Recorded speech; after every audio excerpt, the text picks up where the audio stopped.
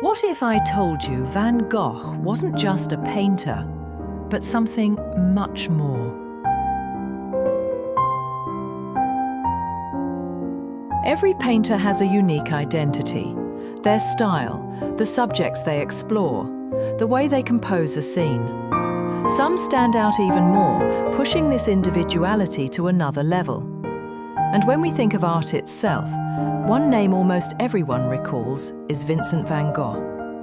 He was that rare kind of artist whose work can move even those who usually say, "I don't care for art."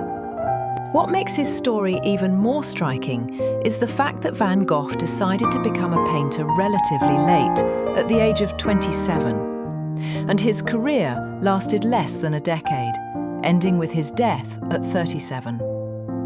Yet in this short span, he created a body of work that continues to astonish the world. Most people remember Van Gogh for the drama around his life, his struggles with mental health, the infamous ear incident, or his tragic death. But what truly defines him is not the turmoil, but the art itself. Before he found painting, he tried various paths: art dealing, preaching, and other small jobs. None of them worked out. Eventually, he chose to dedicate himself fully to painting.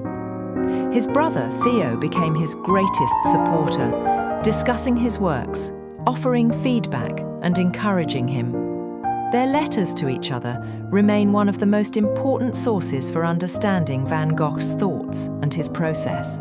One of Van Gogh's earliest major works reflected his fascination with rural life. Inspired by artists who depicted the dignity and hardship of peasants, he began to portray farmers with the same seriousness. He often compared his own artistic journey to that of a labourer working the land, requiring patience, dedication, and resilience. He once reflected that improvement in art was not immediate, but gradual, like mining or farming, where progress comes slowly and requires persistence. This idea shaped his entire outlook on creativity. Van Gogh immersed himself in peasant life, sometimes even living and working alongside villagers. He wanted to understand their struggle, their routine, their connection to the land. Many of his sketches and paintings from this period reflect daily rural scenes, from fieldwork to household chores. But his artistic direction shifted after Theo encouraged him to explore brighter colours. His early works were dark and heavy, but over time he adopted a more vibrant palette. Yellow became one of his most beloved colours, often paired with deep blues for striking contrast. From wheat fields to sunflowers, this combination became a hallmark of his work.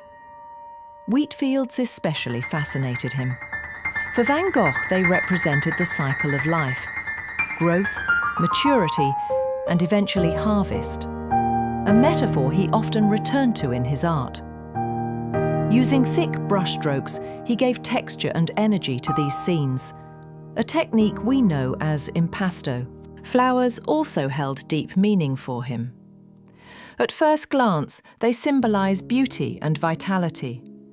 But in Van Gogh's paintings, we also see fading petals, subtle reminders of mortality. His sunflower series is particularly famous, but he painted many other flowers too, always exploring this balance between life and transience. Not all of his works radiated joy, though. In paintings like The Night Cafe, Van Gogh deliberately used unsettling contrasts, heavy reds and greens, warped perspectives, to convey a sense of tension and unease. In contrast, Café Terrace at night glows with bright yellows and deep blues, capturing a warmer and more inviting mood. His friendship with Paul Gauguin also left a mark. Their relationship was intense and often conflicted. Yet Gauguin's influence encouraged Van Gogh to paint more from imagination rather than direct observation. Sadly, one of their arguments led to Van Gogh's most notorious act, the cutting of his own ear. Even this episode became part of his art, as he painted himself bandaged and even created a portrait of the doctor who treated him. Another strong influence on Van Gogh was Japanese art.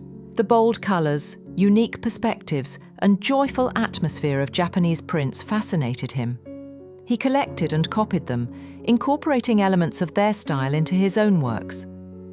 Paintings like The Bedroom or Almond Blossoms clearly reflect this inspiration, even when not immediately obvious. One of his most iconic works, The Starry Night, was painted during his stay at a mental asylum in Saint-Rémy. Despite his struggles, the institution gave him time and space to paint, and he created nearly 150 works there. In The Starry Night, the swirling sky dominates the canvas, full of movement and emotion. Interestingly, astronomers suggest that the bright star in the painting might actually have been the planet Venus, which was particularly visible at the time. Van Gogh's final years were turbulent. Though he worked tirelessly, he neglected his own health. Eventually, at 37, he died from a gunshot wound, leaving behind not only his paintings, but also his letters. In one of them, he described himself as a nobody in society.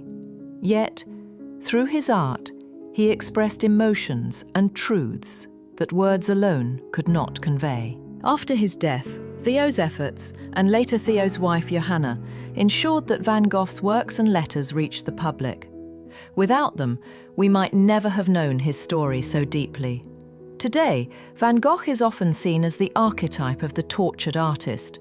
But it's important to note that his illness didn't fuel his art. In fact, it often held him back. What truly defined him was his relentless work ethic, his passion for colour, and his ability to transform suffering into beauty. For Van Gogh, painting wasn't born from madness. It was a way to cope, to heal, and to keep going. That is perhaps the greatest lesson his life offers us. Art can be more than expression.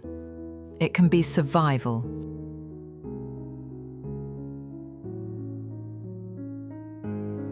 Today, Van Gogh is celebrated as one of the greatest artists in history. But during his lifetime, he was almost unknown.